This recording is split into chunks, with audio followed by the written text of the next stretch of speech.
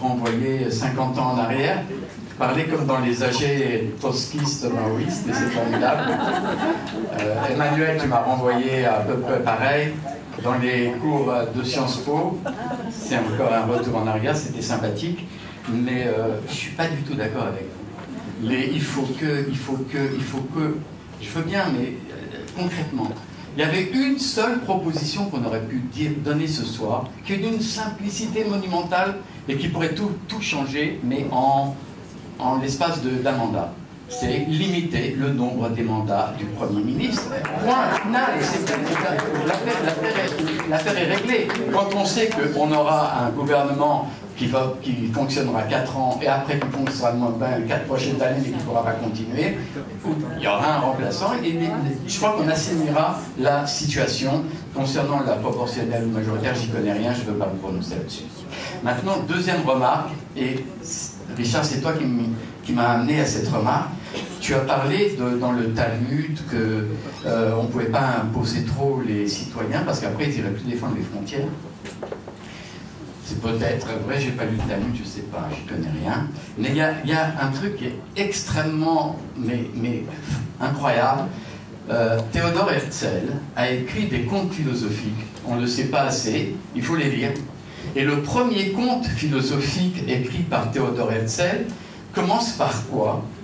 Par la critique de Solon, qui était un sénateur grec de l'Antiquité, qui imposait beaucoup trop ses citoyens. Et les gens venaient lui dire, Solon, si tu continues, on va te foutre dehors, ça va être une révolution, tout. Il a dit, je ne céderai pas, il faut imposer les citoyens. Et qu'est-ce qu'il a expliqué? Et je crois que la leçon que nous donne Herzl, que nous a donné Solon dans l'Antiquité, elle est remarquable.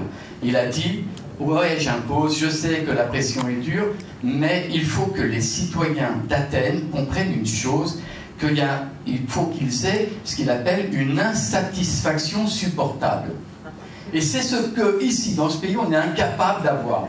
Tout le monde est insatisfait, mais on ne supporte pas. On est incapable de dire, bon, c'est pas tout à fait ce que je désire, mais moi, à peu près, ça se rapproche. Donc, venez, on travaille sur cette insatisfaction supportable, et ça déjà, ça assainira la situation. Maintenant, je voudrais arriver au point, puisqu'on a lu des passages. Moi, je ne vais pas faire un long discours, je vais juste vous lire un extrait d'un bouquin que j'ai lu et que je vous conseille tous de lire. C'est le bouquin d'Elie Sharabi, qui s'appelle Otage. C'est un livre qu'il faut qu'on ait tous dans notre bibliothèque. Malheureusement, pour le moment, il existe en anglais. Il est sorti en français, il est encore accessible. Alors, je vous ai traduit 2 pages que je vais vous lire, parce que ces 2 pages, elles illustrent, c'est une parabole de ce que j'ai dit sur cette tradition juive qu'on doit tous avoir en nous, dans notre intimité, dans notre plus profond. Je vais vous lire ces 2 pages d'Elie Sharabi. Et vous inquiétez pas, parce qu'à chaque fois que je les lis, je pleure.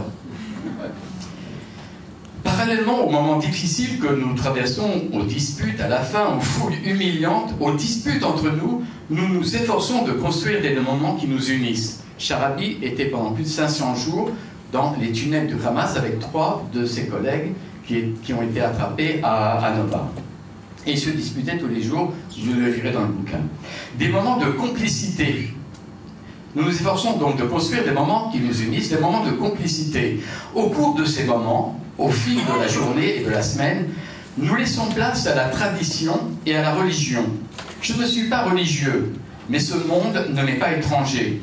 Je viens d'une famille traditionnaliste. J'ai passé de nombreuses heures de mon enfance à la synagogue, à prier, pendant les Shabbats et les jours de fête, et je fais le kidouche avec Liane et les filles à la maison, le vendredi. Cependant, je mène une vie très laïque, et je suis heureux de cette vie. Ici, dans le tunnel, ces instants de tradition me donnent de la force. Ils me remplissent. Même les premiers jours de captivité, je marmonne constamment la prière Shema Israël, sans réfléchir à sa signification. Je la marmonne simplement, encore et encore, comme un mantra qui me fortifie. Chaque matin, Elia, un de ses compagnons de martyr, je voudrais dire, récite à voix haute les bénédictions de l'aube.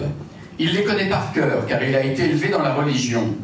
Il nous bénit nous tenons debout et répondons Amen après chaque bénédiction. C'est ainsi que nous commençons chaque journée. Chaque vendredi soir, nous faisons le kiddush.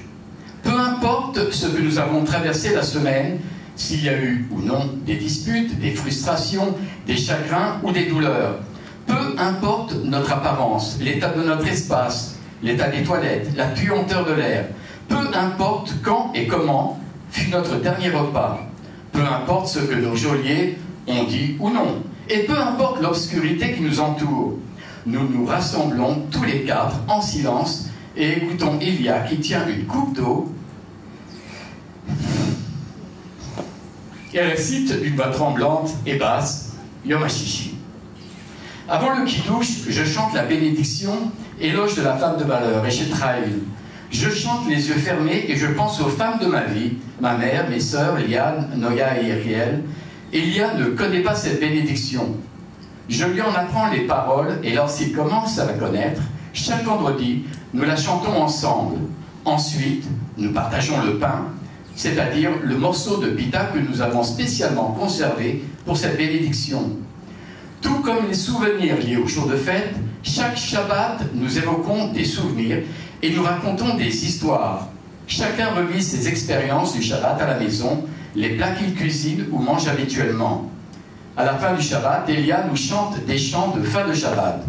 Il chante et nous chantons avec lui. Eliaou le prophète et aussi celui qui distingue le saint du profane, ses péchés seront pardonnés. Ce sont des hymnes que mon père chantait et ce souvenir me fait chaud au cœur. Je ne sais pas si je ressens la présence de Dieu dans ces moments-là, mais je ressens de la force. Cela me donne de la force, cela me relie. Cela me relie aux gens, à la tradition, à l'identité. Cela me relie à ma famille, à mon enfance, à mes racines. Cela exige et aiguise mon pourquoi, le pourquoi survivre, pour qui et pourquoi. Cela évoque les images d'une enfance douce et fugace, des souvenirs de mon père, de ma mère, un châle de prière blanc, les prières du Shabbat, la coupe de vin, des bougies à la fenêtre, l'arche d'alliance ouverte, les rouleaux de la Torah, un chantre à la voix envoûtante, une nappe blanche étendue sur la table. La vie donc est tout ce qui est si loin d'ici. Cela me rappelle encore et encore ceux qui m'attendent. Ma mère, mes sœurs, mes frères, Liane aussi. J'imagine mon retour parmi eux, j'imagine les câlins, j'imagine mes êtres chers et bien-aimés m'entourant de lumière et me murmurant Shabbat Shalom. Eli Shabbat Shalom. C'est bon que tu sois là.